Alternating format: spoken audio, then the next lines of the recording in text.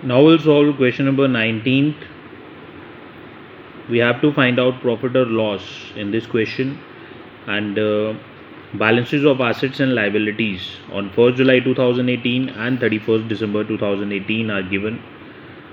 There are some adjustment also. सबसे पहले इस क्वेश्चन में हम लोग स्टेटमेंट ऑफ अफेयर्स बनाएंगे, statement of affairs opening and statement of affairs closing for these balances. Opening statement of affairs में ये वाले बैलेंस लिखे जाएंगे और क्लोजिंग स्टेटमेंट ऑफ अफेयर्स में ये वाले बैलेंस लिखे जाएंगे. अभी के लिए हम एडजस्टमेंट को इग्नोर करेंगे. तो statement of affairs opening, plant and machinery on asset side, debtors, cash and bank balance, stock. Total will be 2,80,000. उसमें से क्रेडिटर्स 9,000 माइनस करने के बाद opening capital will B 2,71,000 rupees. Closing statement of affairs on 31st December, plant and machinery 1,40,000 rupees, debtors 60,000 rupees, cash and bank balance 31,000 rupees, stock 45,000 rupees. Total will be 2,76,000 rupees. इसमें से creditors 10,000 minus करने के बाद the closing capital will be 2,66,000 rupees.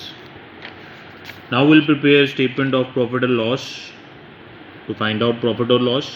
Closing capital अभी हमने find out की है 2,66,000 rupees. उसमें हम ड्राइंग्स को ऐड करेंगे.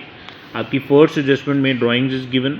He had withdrawn ₹200 in the beginning of every month for house hold purpose. यानी कि 6 महीने के बैलेंसेस जो हमें दिए हैं, हर मंथ की स्टार्टिंग में उसने ₹200 विड्रॉ किए. तो 200 इंटू 6 करके हमारे पास 1,200 टोटल ड्राइंग्स आ जाएगी. Adjusted closing capital will B 2,67,200. Closing capital में ड्राइंग्स ऐड करने के बाद आ जाएगा. उसमें से ओपनिंग कैपिटल हम माइनस करेंगे एंड लॉस बिफोर एडजस्टमेंट आ जाएगा हमारे पास 3,800 नेगेटिव बैलेंस. इसमें हमें एडजस्टमेंट्स करनी पड़ेंगी. Depreciation on plant and machinery at the rate 10% per annum. हमारी क्लोजिंग जो स्टेटमेंट ऑफ अफेयर्स है उसमें प्लांट एंड मशीनरी हमने 1,40,000 लिखा था, उसका 10% हो जाएगा 14,000. और क्योंकि इसका टाइम ड्यूरेशन 6 मंथ्स है तो 6 मंथ्स की डेप्रिसिएशन चार्ज करी जाएगी. तो डेप्रिसिएशन विल बी 7,000. डेप्रिसिएशन से प्रॉफिट कम होता है तो उसको माइनस किया जाएगा, और क्योंकि यहाँ पे लॉस है तो माइनस माइनस प्लस हो जाएंगे, यानी कि लॉस बढ़ता जाएगा. उसके बाद फर्दर बैड डेब्ट्स हमारे पास गिवन है 5,000 और प्रोविजन हम कैलकुलेट करेंगे जो आएगी 1,100 रुपीज़. Further bad debts ₹5,000. हमारे डेटर्स हैं 60,000 रुपीज़. इसमें से 5,000 माइनस करके जो 55,000 बचेगा उस पर 2% की प्रोविज़न क्रिएट करेंगे जिससे 1,100 आ जाएगा. Prepaid salaries ₹500 and outstanding wages ₹1,000 are given. Interest on drawings to be reckoned at 6% per annum. Interest on drawings 6% charge किया जाएगा. तो आउटस्टैंडिंग वेजेस जो है 1,000 लिख दी जाएंगी और प्रीपेड सैलरीज 500. प्रीपेड सैलरी से हमारा प्रॉफिट जो होता है वो बढ़ता है तो हम उसको ऐड कर देंगे. इंटरेस्ट ऑन ड्राइंग्स भी जो है वो फॉर्म को मिलेंगे ₹21 तो वो भी हम ऐड कर देंगे. And net loss will be 17,379 rupees. This is your answer. Interest on drawings calculate करने के लिए हमने ये चीज़ की है. जुलाई में जो विड्रॉ करा गया था उस पर 6 मंथ्स का इंटरेस्ट पड़ेगा, अगस्त में 5 मंथ्स का, सितंबर में 4 मंथ्स का, अक्टूबर में 3 मंथ्स का, and as on. Total interest on drawings will be 21 rupees. इसके बाद हम रिवाइज्ड स्टेटमेंट ऑफ अफेयर्स बनाएंगे क्लोजिंग, जिसमें हम बाकी सारी एडजस्टमेंट्स भी इन्वॉल्व करेंगे. सबसे पहले प्लांट एंड मशीनरी, उसमें से डेप्रिसिएशन माइनस करके लिखा जाएगा.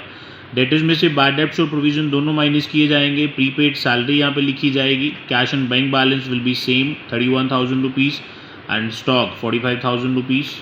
लेफ्ट साइड पे क्रेडिटर्स और आउटस्टैंडिंग वेजेस आ जाएंगे और कैपिटल का ट्रीटमेंट किया जाएगा from the opening to the closing.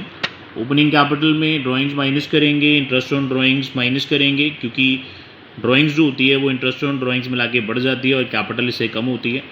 Net loss भी माइनस हो जाएगा तो closing capital will be 2,52,400. This is your 19th question. Now will solve question number 20. A firm sells goods at gross profit of 25% of sales. जो firm good sale करती है वो sales के 25% gross profit पे करती है. On 1st April 2018 the stock was, यानी कि ओपनिंग स्टॉक 40,000 है, परचेजेज 1,10,000 है और क्लोजिंग स्टॉक जो है वो है 30,000 rupees. What is the value of sales? हमें सेल की वैल्यू चाहिए. हम क्या करेंगे, सबसे पहले सेल का फॉर्मूला लिखेंगे. Sales is equal to cost of goods sold plus gross profit. जब हम कॉस्ट में ग्रॉस प्रॉफिट प्लस करते हैं तो हमारे पास सेल्स आ जाती है। कॉस्ट ऑफ गुड्स सोल्ड का फॉर्मूला क्या है? Opening stock plus purchases minus closing stock. और क्वेश्चन में ये तीनों चीज़ों की वैल्यू गिवन है। ओपनिंग स्टॉक 40,000 है, परचेजेस 1,10,000 है, उसमें से क्लोजिंग स्टॉक माइनस किया तो कॉस्ट आ गई हमारे पास 1,20,000 रुपीज़।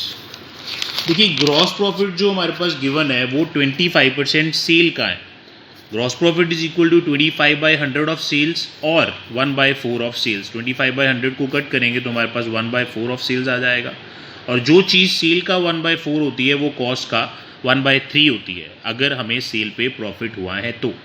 देखिए कॉस्ट जो होती है वो सेल से मोस्ट ऑफ द टाइम कम होती है। हमारी सेल वैल्यू जो होती है, अगर प्रॉफिट पे हमने सेल करी है तो सेल वैल्यू हमारी ज़्यादा है और कॉस्ट हमारी कम है। तो ज़्यादा से कम वैल्यू पे आते आते डिनोमिनेटर जो है वो कम कर दिया जाएगा। अगर यहाँ पे 1/5 होता 1/5 ऑफ सेल्स तो हम कॉस्ट का 1/4 कर देते। ठीक है जी। कॉस्ट हमारे पास 1,20,000 है, अभी हमने कैलकुलेट करी है। तो ग्रॉस प्रॉफिट हमारा 1,20,000 का 1/3 आ जाएगा, दैट विल बी 40,000। तो सेल वैल्यू कैसे आएगी? कॉस्ट जो 1,20,000 हमने कैलकुलेट की है और ग्रॉस प्रॉफिट जो हमने अभी कैलकुलेट किया 40,000 प्लस करके sale value will be 1,60,000 rupees. Now will solve question number 22। इसमें हमें सेल्स की वैल्यू गिवन है, परचेजेस की वैल्यू गिवन है, क्लोजिंग स्टॉक की वैल्यू गिवन है और लॉस ऑन कॉस्ट भी गिवन है। We have to find out stock in the beginning. हमें ओपनिंग स्टॉक चाहिए। तो सबसे पहले हम क्या करेंगे? Sales is equal to 80,000 rupees, that is given in the question. Loss जो है वो 1/6 ऑन कॉस्ट है। अब देखिए लॉस हुआ है हमें सेल पे, इट मीन्स कॉस्ट की वैल्यू जब सेल की वैल्यू से ज़्यादा होगी तभी हमें लॉस होगा। यानी कि जो पैसे हमने खर्च किए हैं किसी सामान को बनाने में उसको हमें कम पे सेल करना पड़ा। तो यहाँ पे कॉस्ट बड़ी होएगी और सेल जो होगी वो छोटी वैल्यू की होएगी। तो 1/6 ऑन कॉस्ट है तो सेल का कितना हुआ? 1/5। क्यों? क्योंकि सेल जो है वो लॉस पे है। इस क्वेश्चन में कॉस्ट की वैल्यू सेल से ज़्यादा होने वाली है। तो लॉस कितना हो जाएगा? सेल यानी कि 80,000 रुपीज़, उसका 1/5 16,000 रुपीज़। तो कॉस्ट कैसे आएगी यहाँ पे? सेल्स में लॉस प्लस करके, क्योंकि कॉस्ट जो है वो सेल से बड़ी है तो सेल में लॉस प्लस करके the value of cost is equal to 96,000 rupees. Cost of goods sold का फॉर्मूला अप्लाई करेंगे। Opening stock plus purchases minus closing stock. Purchases और क्लोजिंग स्टॉक ऑलरेडी क्वेश्चन में गिवन है और कॉस्ट हमने find out कर ली है। तो ओपनिंग स्टॉक की वैल्यू हमारे पास आ जाएगी 44,000 rupees. This is your 22nd question. Thank you.